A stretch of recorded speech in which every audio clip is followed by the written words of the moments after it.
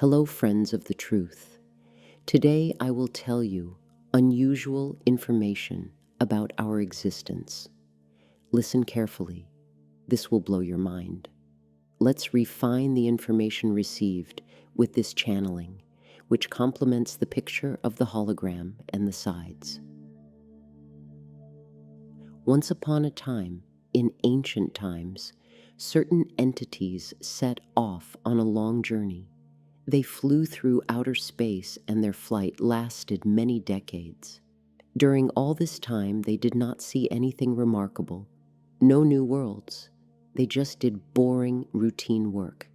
Then one of the crew members came up with the idea to write a hologram so that it would have an action in which he himself could play an active role.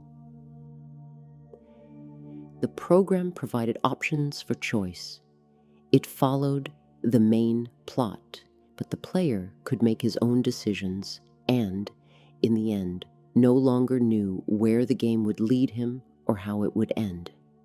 In short, it was an interactive video program.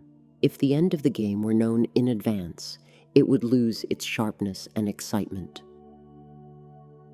So, one of the crew members wrote this program and first tried it out in a simulator to get a feel for it. It had to become as realistic as possible. As soon as the particles of photon light allowed, because this hologram was nothing more than a projection from light. We will call this spaceship crew member Shah, and gender does not play any role here. Shah means both masculine and feminine. So, after the initial break-in his free time, of which there was a lot on this long journey, Shah tried out his program for real. He was delighted. The program opened up to him such corners of his personality that he did not even know existed. He expanded the program more and more, and now the long flight became more interesting for him.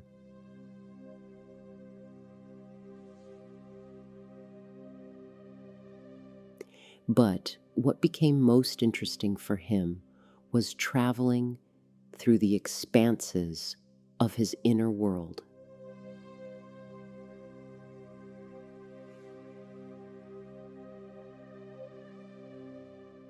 His companions, of course, blocked.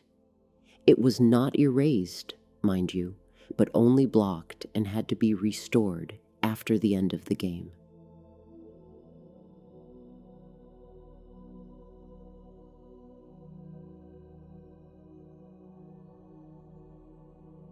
The participants really liked this new option, but sooner or later, all the possibilities of the game were exhausted. What's next? The crew members decided that they would all come up with new stories, and everyone could use the stories of their colleagues so that they would be provided with entertainment for a long time during a boring flight.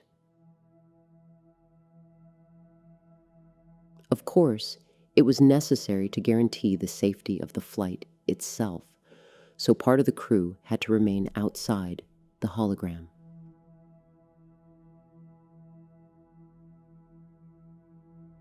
Some crew members were not interested in the game, and they voluntarily remained to control the spaceship, but there were not enough of them. Therefore, the rest, no matter how passionate they were about the game, had to take turns keeping watch. And then someone came up with the idea to connect all the separate stories to make the game even more exciting and unpredictable. No sooner said than done. All plots were coordinated with each other, and this extended the playing time for a long time.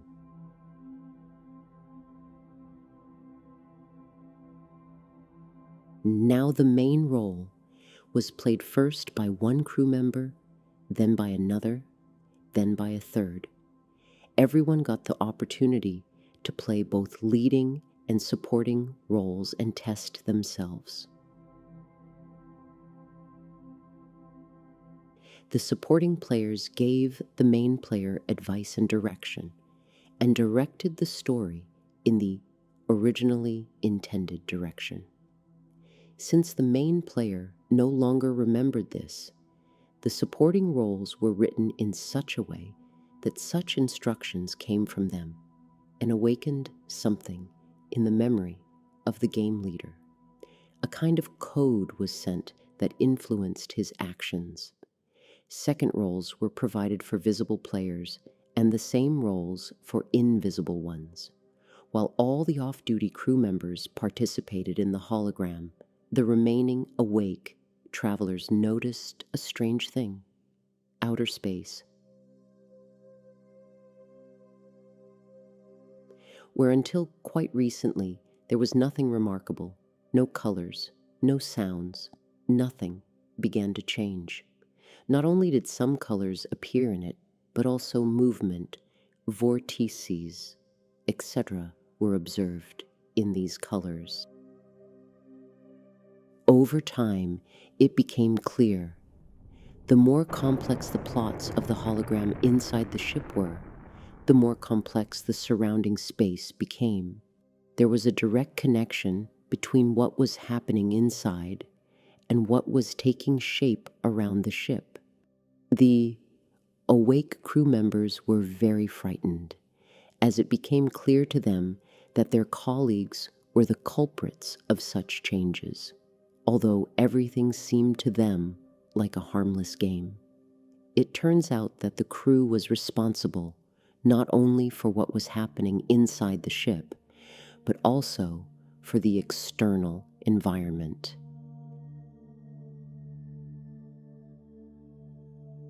They also realized that they could no longer continue the hologram haphazardly, without thinking about their actions, and they could not even stop it since it influenced the real world and participated in its formation. She also influenced their journey and its purpose.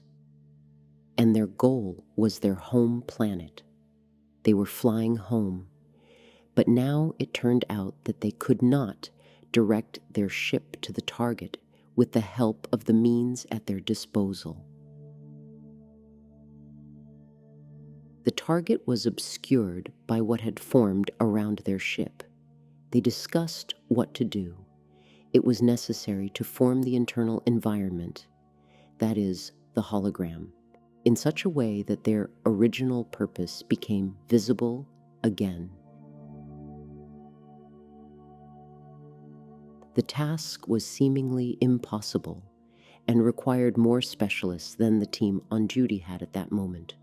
And so, although the hologram was still ongoing, they decided, if possible, to awaken as many crew members as possible before the end of the game.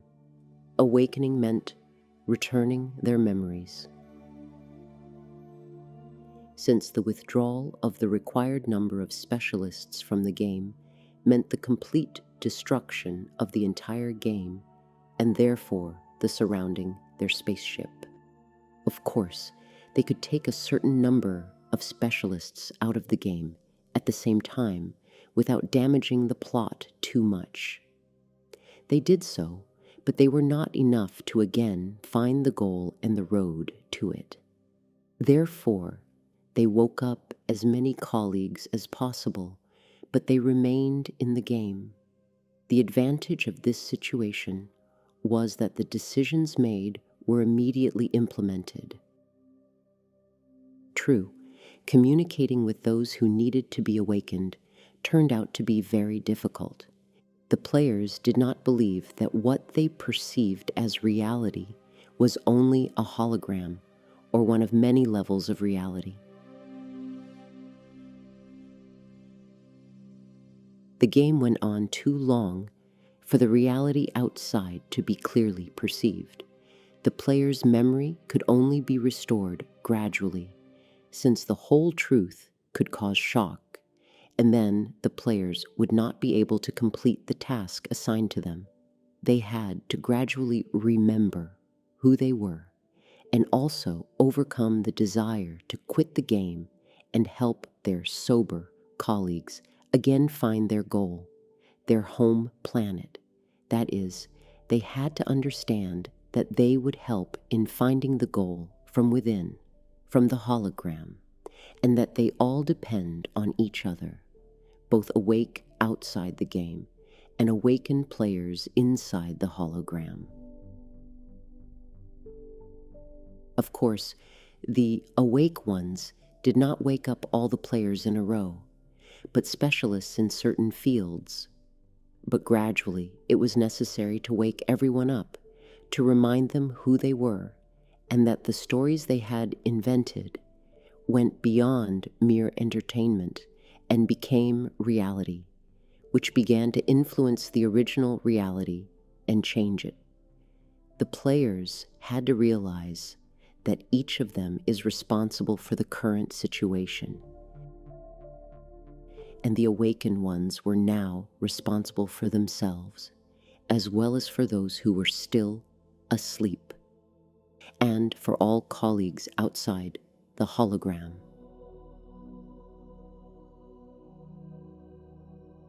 The crew of the spaceship was not fully aware of the power of their creative energy, so they had to deal with their creations and take responsibility for them.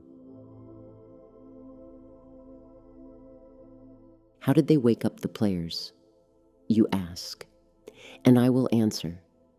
The measures originally conceived to control the game were so strengthened that the players increasingly noticed that someone else was influencing the game, that they were not alone, that there was another reality behind their reality.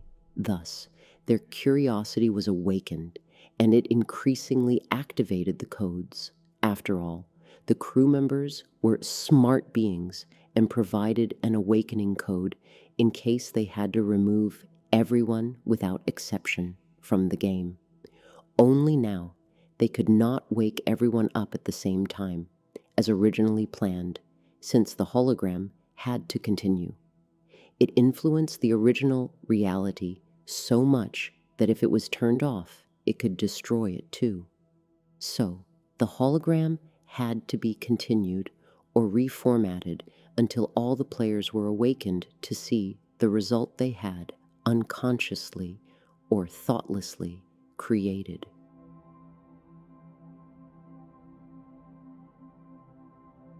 But in order for the result to be good for everyone, it was now necessary to act not haphazardly, but meaningfully, and this was the main problem. Waking up is always difficult. You have to overcome too many barriers, many difficulties. But when you awaken, dear people, only then will the real work begin, the conscious formation of a new universe. What will she look like? The crew of the spaceship did not influence the surrounding outer space with their hologram game, while it was only a small episode similar to stories from the life of Leonardo da Vinci. I don't want to say that the history of the Earth began with him. This is just an example. The space crew enjoyed their entertainment so much that they spread the story far back and forth into the past and the future. They made up stories that happened before and after Leonardo, but even this was not enough for them. They extended their story to the entire solar system and even further to distant galaxies and even further into the past and future, and in endless variations as each played the story in his own way. The moment artificial stories left the solar system, they ceased to exist artificially and turned into reality. This reality spread like a shockwave throughout the universe and changed it. It was as if someone had flipped a giant toggle switch and created something that had never existed before. That which existed only in the imagination of a few entities acquired such materiality that it overcame the old reality and gained control over everything. Those who were not on the spaceship flying home were also affected. In an instant, they found themselves in another reality, which they did not create and which they did not like. This reality was associated with violence and conflict. Naturally, they wanted to find out what happened, but the new reality imposed restrictions on them that were not there before. It took them longer than they expected to figure out who happened and who was to blame. The culprit remained unknown for a long time, and during this time, the new reality asserted itself more and more, and nothing could be done about it. Finally, they found the intruder. The cosmic entities eventually paid a visit to the ship's crew, and this required all the efforts of the crew. They conferred about the situation and called Shaw to account. And he had not participated in the game for a long time because he did not like what the other players had done with it. He was the first to look out the window and realized what had happened. He felt responsible for everything, although in fact he was not guilty, since he never wanted things to reach such proportions. In addition, he had been working on a solution to the problem for a long time and proposed it to those who discussed it. The meeting participants did not like his proposal, but it was the only chance for success. Everyone agreed that the old reality could no longer be restored. This requires too much intervention, and too many species that have emerged as a result of new transformations will disappear. In general, the new transformations enriched the living space, but at the same time, they led to the destruction of both the new and the old, since in some things, the new and the old mutually destroyed each other. Therefore, new transformations had to be put into a groove that would prevent death and create a reality that unites the new and the old. It was necessary to develop a new strategy, to determine the main axis of time into which all others could flow. A big role here was given to the figures from the game, which at first were only holograms without a soul. They, let's call them people, were just programs without their own consciousness or intelligence. They participated in the game, but had almost no influence on it, since there were not enough players to animate all these figures, endow them with consciousness, and thus increase the element of unpredictability. A self-awareness program was introduced. The figures received the opportunity to concentrate the energy of consciousness, become aware of themselves, and develop thanks to this. This made the game even more interesting. It received many additional unpredictable components.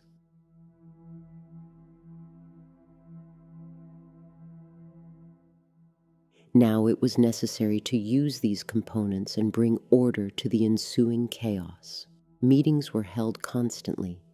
It was necessary to determine what next steps to take, when and how, and check the results. There was regular cooperation between those inside the ship and those outside. Both groups had their own points of view, and little by little they integrated. The consciousness of human figures was also taken into account. It gradually became clear that they were the keys to correcting the situation. They were given free will, something that, according to the terms of the game, the crew members almost did not have, since their role was set in advance. But people were free in their desires, thoughts, feelings, and actions. They were subject to certain laws and restrictions only when the game served to entertain their creators. Now it turns out that they have the potential to reach the next level if given enough space. The creators put into them every idea they could imagine. At first, this was not in the interests of the players. The game should have remained more or less under control. But when it became clear that she had long since gone beyond the spaceship, all barriers for people were gradually removed. So there are different entities at work in my story. Firstly, the crew members of the spaceship, aliens, who gradually realize that they are just guests in this reality. But at the same time, they themselves have changed their own reality so much that they barely recognize it. Now, they are looking for ways to combine both of these realities and live in both at the same time, since these realities already need to be brought together. Secondly, these are people who have developed only here. Their spiritual, mental, and physical potential has connected everything imaginable, and they themselves are not subject to any restrictions. Of course, one limitation was nevertheless introduced, a red thread along which the development of human consciousness and the process of returning memory to aliens must and will occur. Otherwise, chaos will increase rather than decrease. This is the frequency of heart vibration. Progress in the development of consciousness on both sides is governed by the vibrations of love. To supervise the game, a central computer was used that controlled the spaceship. It controls the vibrational frequency of love. This is a multi-year process that requires a lot of dedication, and we understand that. But you do it not only for yourself, but for everyone. And here's something else I didn't mention. In order to gain as much new experience as possible, to play as many roles as possible, the participants in the game divided themselves into parts, divided their souls, one might say so. This was possible only through severe experience. For example, if a person became a murderer or a murder victim.